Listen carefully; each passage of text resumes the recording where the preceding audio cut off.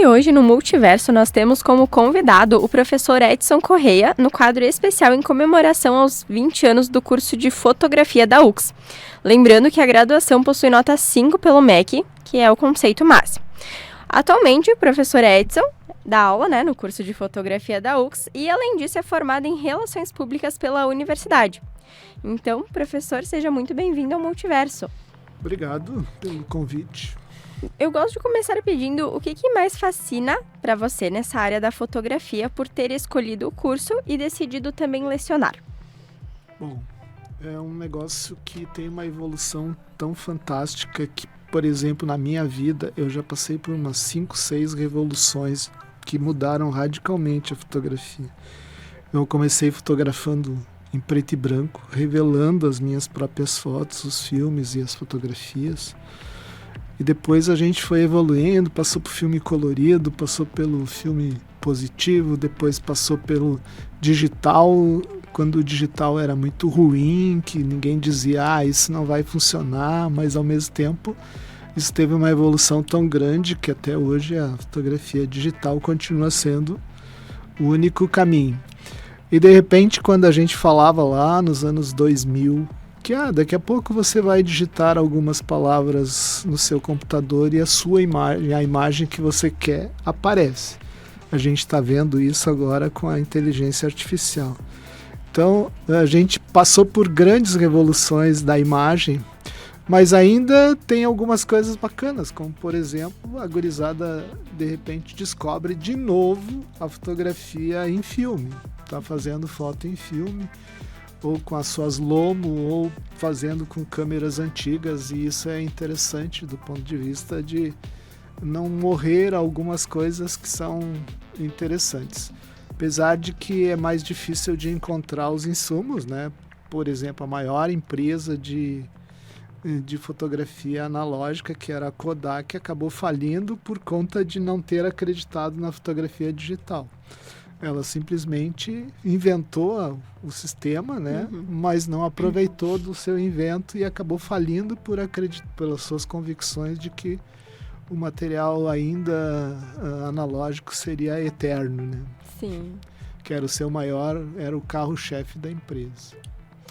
Então essas coisas todas tecnológicas que acontecem na fotografia são muito interessantes. E do ponto de vista da teoria, que é a parte que interessa também na questão do ensino, a gente começa com algumas colocações do tipo assim, a fotografia é representação do real. Nem sempre, né?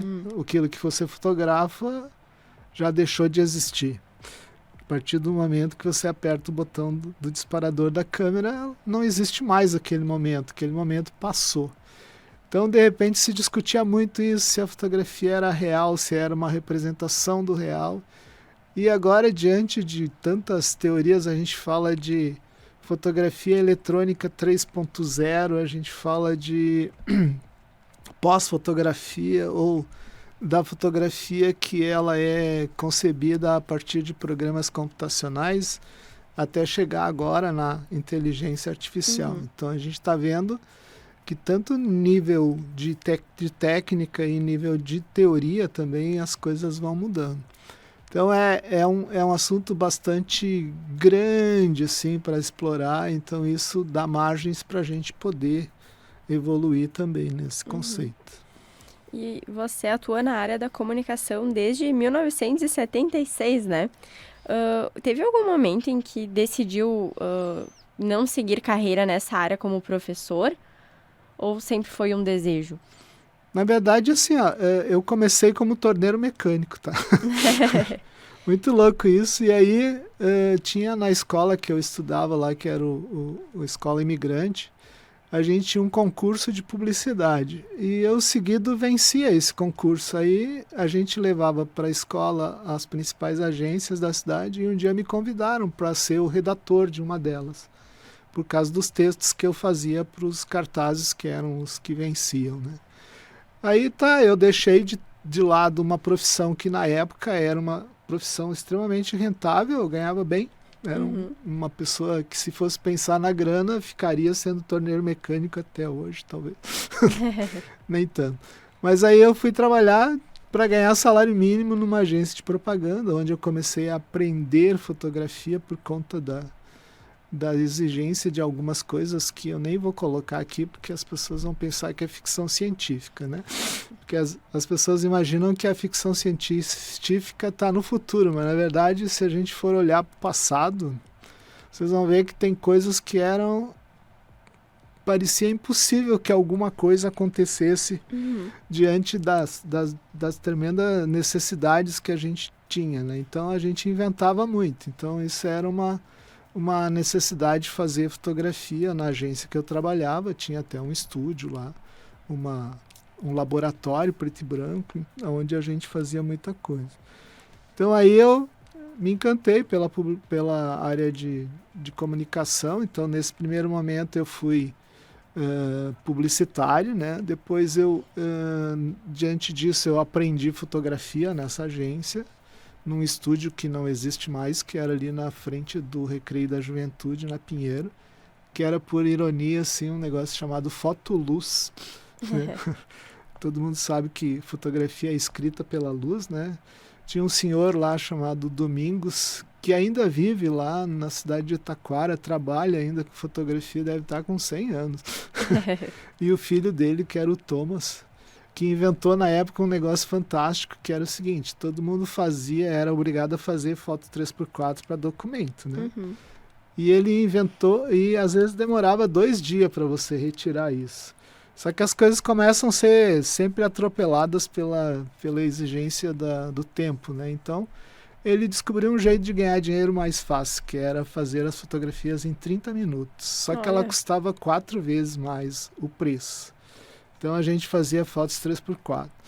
Aí, depois disso, eu fui trabalhar com fotografia social, fazer cobertura de eventos sociais para o Scalco. E também trabalhava lá no laboratório, em preto e branco. Depois disso eu fui para o Pioneiro, trabalhei lá durante 3 anos como fotojornalista. Eu saí do Pioneiro e fui trabalhar na minha atividade, que era Relações Públicas. Eu me formei, né, lá em 83. Aí passei a trabalhar com Relações Públicas na Editora Abril, na área de eventos. Fiquei lá um tempo, depois fui trabalhar na área de marketing esportivo, no time da Enxuta, que era o maior time de futsal desse estado aqui que já teve.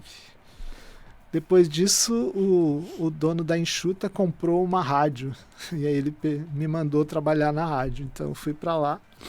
Então trabalhei 13, 14 anos em rádio, né, como diretor de programação de 4 emissoras de rádio. Então isso deu uma bagagem bem maluca assim para minha vida. Vocês estão vendo que eu sou um cara multimídia, né? Bastante aprendizado nessa trajetória, desde sempre, né? E paralelo eu já dava aula aqui desde 96, né? Então eu dava as aulas de fotografia, porque a minha história com a disciplina de fotografia é bem interessante. Eu sou egresso da UX, então em 78 eu fiz a disciplina com o professor Machado, que é o primeiro educador da cidade de fotografia. É um senhor fantástico, ele é chefe escoteiro e tem uma vida muito, muito rica, assim. E eu era, durante a vida toda, assim, eu era o seu monitor não remunerado, inclusive. Eu vinha para as aulas porque eu trabalhava no Pioneiro, né, como fotógrafo, e ele era meu colega lá de pautas, a gente fazia muita pauta junto, principalmente as de polícia. E aí ele me chamava para as aulas e aí eu comecei. Quando ele se aposentou, eu entrei no lugar dele. Fiz concurso na UX, né, e acabei passando. Então eu já tinha nesse momento aí me formado e tudo mais. E aí depois eu dei uma evoluída no sentido de fazer um mestrado, né, na área de comunicação e semiótica. Semiótica, vocês ficam tudo com os cabelinhos de pé, né? Mas é uma coisa fantástica, né? Muito explica da fotografia que a gente vive. Então eu estou aí, eu trabalhei na TV também aqui da universidade como diretor de programação e também na rádio FM aí, né? Que é uma participação mínima. Eu tinha já enterrado o meu... como lema de vida, eu queimo pontes, tá? Uhum. Então, todas as atividades anteriores que eu fiz, eu queimei a ponte e nunca mais voltei para trás, certo? Então, eu continuo agora na educação até talvez o final do ano que vem, eu acabe que eu vou completar 30 anos de UX, né? Olha só. Que eu possa descansar um pouco também. Eu já fiz bastante pela instituição universidade. e pelo curso de comunicação. Acho que quando a gente começou aqui em 2000, que a gente montou esse laboratório que vocês usam até hoje, né? Uhum. Então, as questões que a gente montou, tudo pensando não só no presente, mas no futuro, que era muito exemplo para o mercado também, né? A partir da ideia dos laboratórios, o mercado também teve que se adaptar. A gente acha que a universidade está sempre atrás, né? Não é verdade isso, né? Tanto que as primeiras a usar computador, né, foram os alunos e não as emissoras de rádio, né? Que ainda estavam usando cartucheira, fita cassete, mini DV, essas coisas. Mini disc, então essas coisas que a gente implantou por aqui antes do que o mercado, né? Então isso deu um up também para o mercado melhorar, certo? Então, tanto nas disciplinas técnicas quanto nas disciplinas teóricas, os cursos de comunicação eles estavam um passo à frente. Olha só.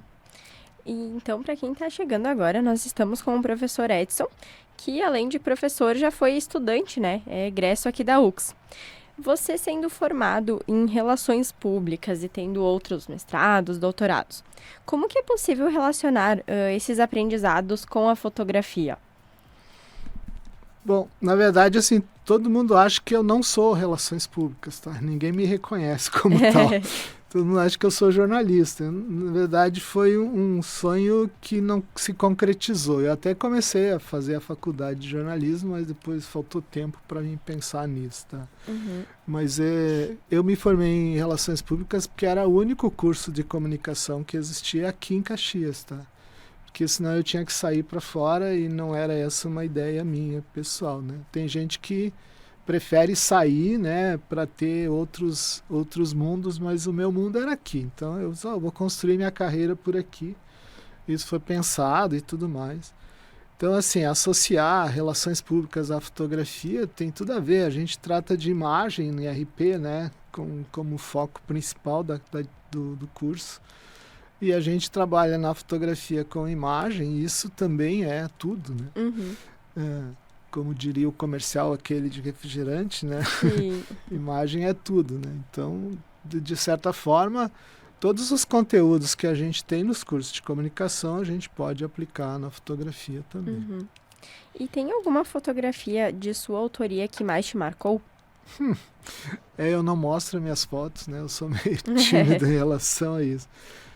Tem uma foto meio que do nascimento do bairro, quando eu trabalhava no jornal ainda, lá no bairro São Caetano, que estava começando, era uma invasão até então, e tinha uma família que morava na rua, e aí eu estava fazendo essa pauta, e aí me deu uma ideia maluca assim, eu disse, pô, o jornal sempre era muito certinho, era fotinho, sabe? Uhum.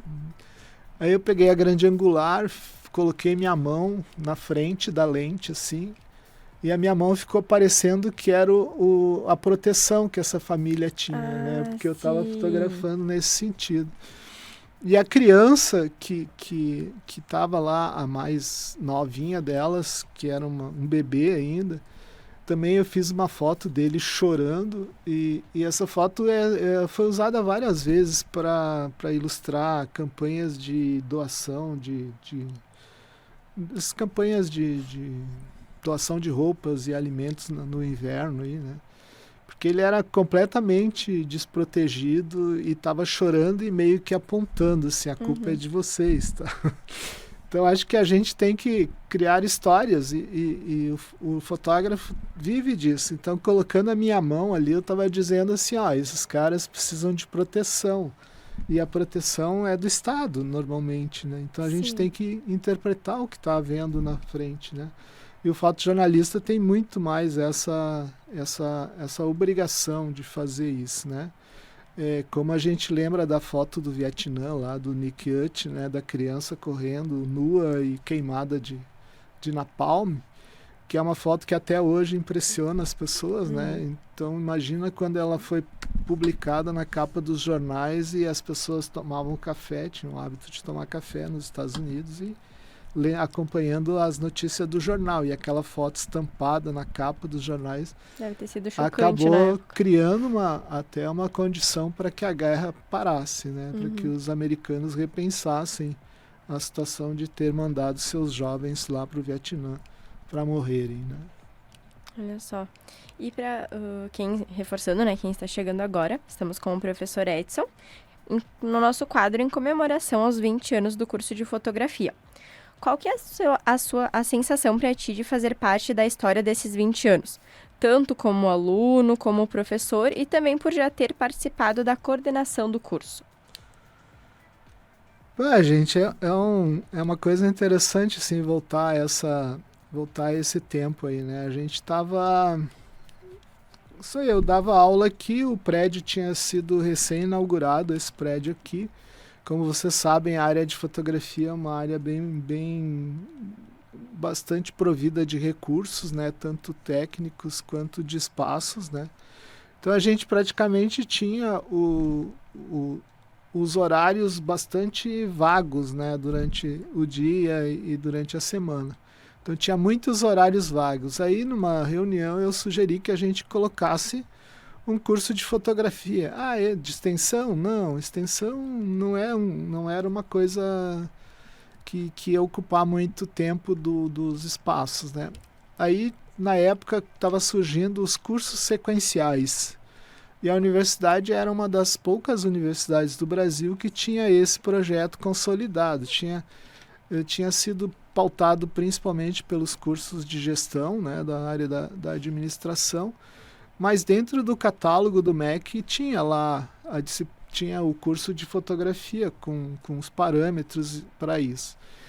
Daí essa sugestão foi levada para o diretor acabou apresentando para a universidade e em pouco tempo a gente estava com o curso em andamento, ou seja, eu e a professora Candice, que dava aula no curso de publicidade e propaganda, a gente acabou montando o curso. Assim. Eu tinha muito mais a ver com as questões técnicas do laboratório e do curso em si. Então, e a prof. Candice, ela tinha mais a ver com as questões acadêmicas, né? Então a gente fez uma parceria que deu certo. A gente montou um curso e colocou no ar e foi um sucesso imediato. A gente era o segundo curso com maior procura na universidade. A gente tinha de 6 a 8 alunos por vaga. E ele ocupava tinha uns horários bem interessantes do ponto de vista para os alunos. Por exemplo, o curso funcionava de manhã e no intermediário. E no vespertino e na noite, só 2 dias por semana. Então o aluno estudava de manhã e intermediário, 1h30 ele estava livre, ele podia trabalhar ainda. Então isso foi um ponto positivo do curso. Depois ele funcionava também nos finais de semana, quinta e sexta, né, no vespertino e noite, que dava também um espaço bastante grande para os alunos terem uma atividade, né? Principalmente porque eles podiam trabalhar como fotógrafos no final de semana e tudo mais.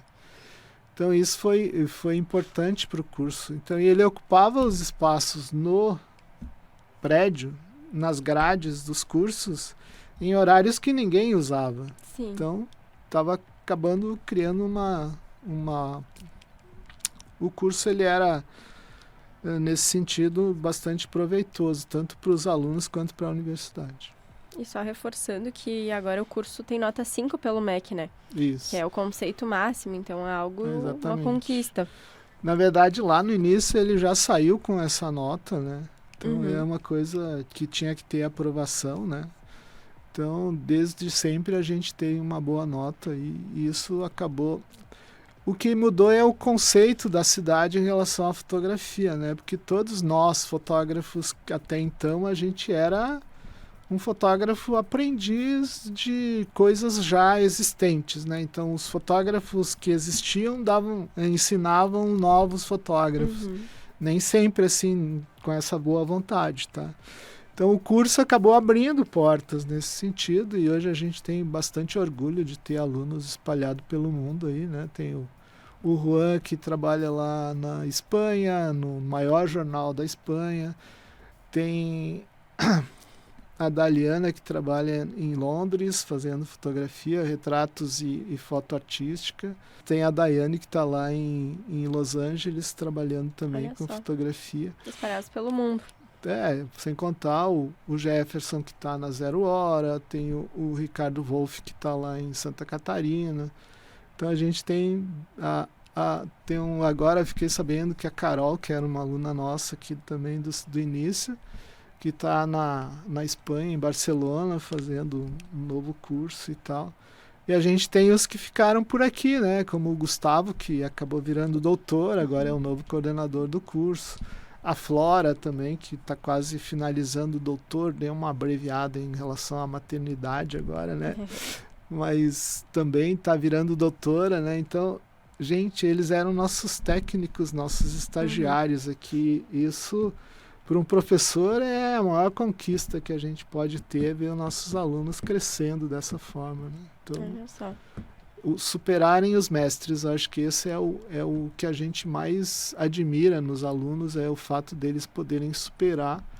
Então, assim, tranquilamente eles acabaram indo além daquilo que a gente imaginava. Assim. Ver a conquista, a evolução deles, né? Exatamente. E para a fotografia da cidade, a gente está passando por um momento ruim, tá? Assim, acho que a gente nunca teve... a gente está passando por um momento de crise. As crises foram feitas para a gente melhorar, né? Então, os novos caminhos vão passar também pela universidade. Acho que a universidade tem esse compromisso de também ajudá-los nessa travessia, né? Porque a gente está vivendo um momento em que tanto as pautas... as questões de faturamento em relação à questão comercial e também a questão de linguagem, que está ficando bastante complexa assim, em relação ao que a gente já teve e o que está tendo, faz com que a gente tenha que ajudar esse pessoal que já passou por aqui. Inclusive a gente está lançando aí uma pós em imagem, né, que é bem interessante, que vai trazer à tona essas questões novas e também questões que são bastante pertinentes para a melhoria da fotografia. E eu acho que o papel da universidade é esse, é de melhorar os contextos que as pessoas que saíram daqui, que estão entrando e que vão continuar por aqui por um tempo, da gente poder fazer com que elas melhorem como seres humanos e também principalmente como profissionais. Isso aí, então bem interessante. Vamos então finalizando. Muito obrigada por ter aceitado o nosso convite e por ter compartilhado esse conhecimento. Quem está ouvindo, com certeza, aprendeu bastante hoje. Eu já sou um homem de mais passado do que presente e futuro, né? Então, para contar histórias eu sirvo. Não, mas para mais coisas também, inclusive como professor, coordenador. Já fiz uma coisa... já criei esses cursos, que são o curso de produção audiovisual, também é uma criação que eu participei da elaboração do curso, né? E que a gente já está completando 5 anos, tá? Por Olha incrível só. que pareça. É porque essa pandemia no meio acabou nos abreviando um pouco, assim, a questão do tempo, né? E isso acaba também, de alguma forma, fazendo para o curso assim, uma contagem de tempo abreviada, né? Mas já são 5 anos, o curso também é nota 5 no MEC. Então isso é vou sair como um coordenador 10, né? Isso aí. 2,5. Isso aí, então muito obrigada. Obrigado vocês aí pela oportunidade.